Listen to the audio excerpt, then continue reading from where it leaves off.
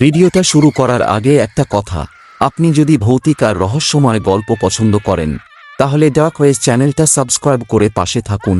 এবার শুরু হচ্ছে রাত 2:13 সেই ভয়ঙ্কর ঘোষণা। রাত তখন 1:43। পুরনো হাইওয়ে 47-এর সেই অংশটায় সেদিন কোনো গাড়ি ছিল না। চারপাশে ঘন কুয়াশা, রাস্তার দুপাশে বিশাল জঙ্গল, আর সেই অন্ধকার রাস্তার মাঝখান দিয়ে ধীরে ধীরে এগিয়ে যাচ্ছিল একটা পুরনো মালবাহী ট্রাক। ট্রাকের চালক ছিল রাকেশ। 12 বছর ধরে সে এই রুটে ট্রাক চালাচ্ছে। এই রাস্তার প্রতিটা বাঁক, প্রতিটা গর্ত, প্রতিটা মাইলস্টোন তার চেনা। কিন্তু হাইওয়ে 47-এর একটা জায়গা সে সবসময় এড়িয়ে চলত, 47 নম্বর মাইলস্টোন। কারণ পুরনো ড্রাইভারদের একটা কথা ছিল, রাত 2টোর পর ওই মাইলস্টোনের কাছে যদি কেউ হাত তুলে দাঁড়িয়ে থাকে কখনো গাড়ি থামাবে না। রাকেশ এসব কথায় বিশ্বাস করত না, সে বরং এসব গল্প শুনে হাসত। কিন্তু সেদিন রাতেই তার সেই বিশ্বাস চিরদিনের জন্য বদলে যেতে চলেছিল। রাকেশ ট্রাক চালাতে চালাতে রেডিওটা অন করল। রেডিওতে তখন খুব ক্ষীণ একটা পুরনো গান বাজছিল। হঠাৎ গানটা বন্ধ হয়ে গেল, তারপর শুধু স্ট্যাটিক শব্দ। রাকেশ রেডিও বন্ধ করে দিল। ঠিক তখনই হেডলাইটের আলো সে দেখতে পেল, রাস্তার মাঝখানে একজন মানুষ দাঁড়িয়ে আছে, সাদা জামা, মাথা নিচু, এক হাত তুলে গাড়ি থামানোর ইশারা করছে।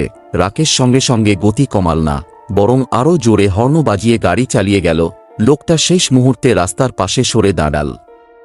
ট্রাকটা তাকে পাশ কাটিয়ে যাওয়ার সময় রাকেশ এক ঝলক তার মুখ দেখতে পেল। মুখটা একেবারে ফ্যাকাশে, কিন্তু তার চেয়েও অদ্ভুত ছিল, তার চোখ দুটো বন্ধ। রাকেশের বুকের ভেতরটা কেঁপে উঠল। সে কয়েক সেকেন্ড পর রিয়ারভিউ মিররে তাকাল। রাস্তা ফাঁকা, লোকটা নেই। রাকেশ নিজেকে বোঝাল, কুয়াশায় ভুল দেখেছি। কিন্তু তখনই ঠক ঠক ঠক, ট্রাকের পেছন থেকে শব্দ এল। রাকেশ চমকে উঠল। আবার ঠক ঠক ঠক, মনে হচ্ছিল কেউ পেছনের দরজায় হাত দিয়ে ধাক্কা দিচ্ছে। রাকেশ গাড়ি থামাল না। সে জানত ট্রাকে কোনো যাত্রী নেই, কার্গোও ঠিকমতো বাঁধা। তাহলে শব্দটা আসছে কোথা থেকে? প্রায় 5 মিনিট পর রাকেশের ফোন বেজে উঠল। স্ক্রিনের দিকে তাকিয়ে সে জমে গেল। ফোনে লেখা, মা কল করছে। রাকেশের হাত স্টিয়ারিংয়ের ওপর থেমে গেল। তার মা মারা গেছেন 6 বছর আগে। প্রথমে সে ভাবল ফোনে কোনো সমস্যা হয়েছে, কিন্তু ফোনটা আবার বাজল, একই নাম, মা। রাকেশ কলটা কেটে দিল। কয়েক সেকেন্ড পর আবার ফোন। এবার সে ভয়ে কলটা রিসিভ করল। হ্যালো। ওপাশে কোনো উত্তর নেই, শুধু খুব ক্ষীণ একটা নিঃশ্বাসের শব্দ। তারপর রাকেশ। রাকেশের বুকের ভেতরটা ঠান্ডা হয়ে গেল। কণ্ঠটা তার মায়ের, একদম একই কণ্ঠ, মা। ওপাশ থেকে উত্তর এল, গাড়িটা থামাস না। রাকেশের চোখ বড় হয়ে গেল। কিন্তু তুমি? কয়েক সেকেন্ড চুপ থাকার পর কণ্ঠটা বলল, ওকে সঙ্গে নিয়ে যাস না। কাকে? ওপাশ থেকে কোনো উত্তর এল না। কল কেটে গেল। রাকেশ কিছুক্ষণ স্থির হয়ে বসে রইল। তারপর খুব ধীরে রিয়ারভিউ মিররের দিকে তাকাল। প্রথমে কিছু দেখা গেল না। তারপর মিররের একেবারে শেষ প্রান্তে একটা সাদা অবয়ব দেখা গেল। ট্রাকের পেছনের সিটে একজন মহিলা বসে আছে, মাথা নিচু, চুল মুখের ওপর পড়ে আছে। রাকেশের হাত পা ঠান্ডা হয়ে গেল। সে সঙ্গে সঙ্গে ব্রেক চাপতে যাচ্ছিল, কিন্তু ঠিক তখনই তার মায়ের কথাটা মনে পড়ল, গাড়িটা থামাস না।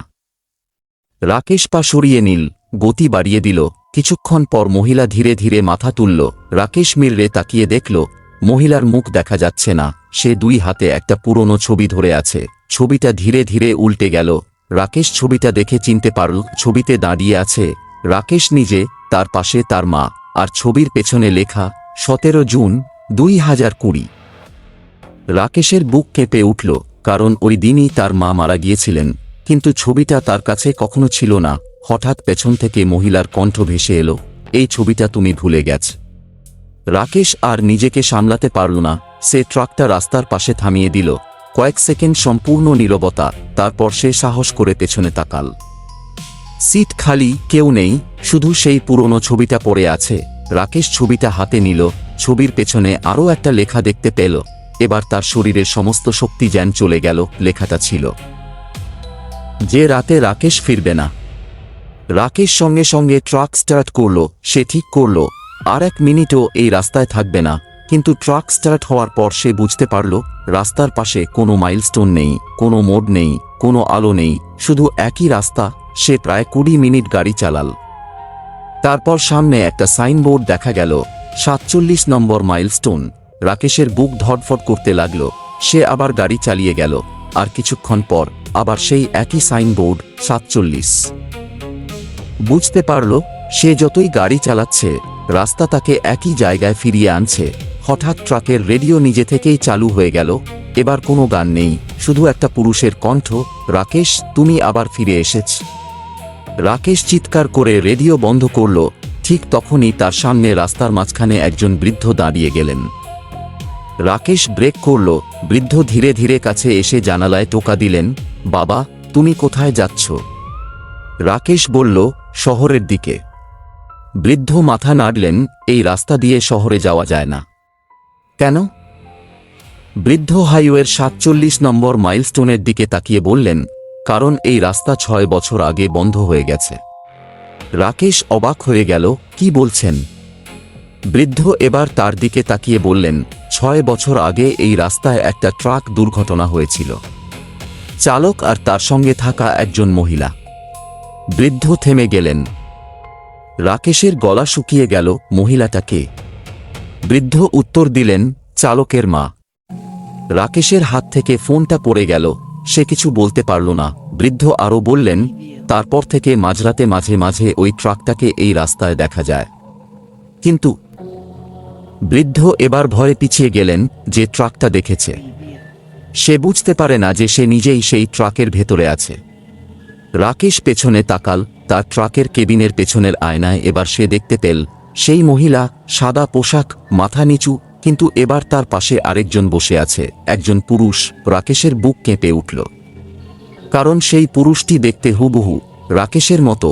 সে বুঝতে পারল না কোনটা আসল, সামনের সিটে বসে থাকা রাকেশ নাকি পেছনে বসে থাকা রাকেশ। ঠিক তখনই ফোনে আবার একটা কল এল। স্ক্রিনে লেখা, মা। রাকেশ কাঁপা হাতে কলটা ধরল। ওপাশ থেকে তার মায়ের কণ্ঠ, বাবা এবার গাড়িটা থামা। রাকেশ চোখ বন্ধ করল। কয়েক মুহূর্ত পর সে ধীরে ধীরে ব্রেক চাপল। ট্রাক থেমে গেল। চারপাশে নীরবতা। তারপর পেছন থেকে দরজা খোলার শব্দ। ক্যাচ। রাকেশ মিররে তাকাল।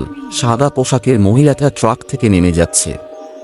তারপর সে একবার পেছনে ফিরে তাকাল। মুখে অদ্ভুত শান্ত একটা হাসি। আর তার পাশে দাঁড়িয়ে থাকা রাকেশের ছায়াটাও ধীরে ধীরে অন্ধকারের মধ্যে মিলিয়ে গেল। পরদিন সকালে হাইওয়ের পাশে একটা পুলিশ টহলদল পরিত্যক্ত একটা ট্রাক দেখতে পায়। ইঞ্জিন তখনও চালু, ড্রাইভারের সিট খালি। কেবিনের ভেতরে শুধু একটা পুরনো ছবি পড়েছিল। ছবির সামনে ছিল রাকেশ আর তার মা, আর ছবির পেছনে নতুন করে একটা বাক্য লেখা, এবার সে বাড়ি পৌঁছেছে। রাকেশের আর কোনো সন্ধান পাওয়া যায়নি। কিন্তু আশ্চর্যের বিষয়, তারপর থেকে ওই হাইওয়ের পুরনো অংশে মাঝরাতে ট্রাক চালানো কয়েকজন ড্রাইভার একই কথা বলতে শুরু করে। তারা বলে, রাত প্রায় 2টার দিকে রাস্তার পাশে একজন সাদা পোশাকের মহিলা দাঁড়িয়ে থাকেন। তিনি কারো কাছে লিফট চান না, শুধু রাস্তার দিকে তাকিয়ে থাকেন। আর তার কিছুটা দূরে একটা পুরনো ট্রাক দাঁড়িয়ে থাকে। ট্রাকের কেবিনের ভেতরে বসে থাকা চালককে দূর থেকে দেখা যায় না, শুধু হেডলাইটের আলো মাঝে মাঝে তার মুখ দেখা যায়। আর যারা খুব কাছে গিয়ে সেই মুখ দেখেছে তারা একটা বিষয় লক্ষ্য করেছে, চালকটা যেন তাদের দিকেই তাকিয়ে হাসছে। তাই আজও ওই রাস্তার পুরনো ড্রাইভাররা একটা কথাই বলে, রাত 2টোর পর 47 নম্বর মাইলস্টোন দেখলে গাড়ি থামিও না। কারণ কখন যে তুমি রাস্তার ওপর দিয়ে গাড়ি চালাচ্ছ আর কখন তুমি নিজেই সেই পুরনো হাইওয়ের গল্পের অংশ হয়ে গেছ, সেটা হয়তো বুঝতেই পারবে না। শেষ। বন্ধুরা, গল্পটা কেমন লাগলো কমেন্টে জানাবেন। এমন আরও ভৌতিক গল্পের জন্য চ্যানেলটা সাবস্ক্রাইব করুন আর ভিডিওটা একটা লাইক করে দিন।